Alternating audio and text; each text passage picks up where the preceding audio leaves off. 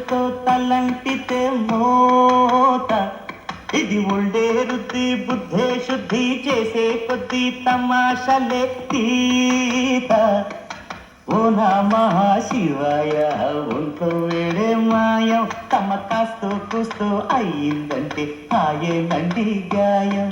ఓ నమః శివాయ ఒంట్లో వేడే మాయం తమ కాస్తో కూస్తో అయ్యిందంటే ఆయనండి గాయం ఇది తైలం పెట్టి తాళం పట్టి తణాంగుతో తలంటితే మోత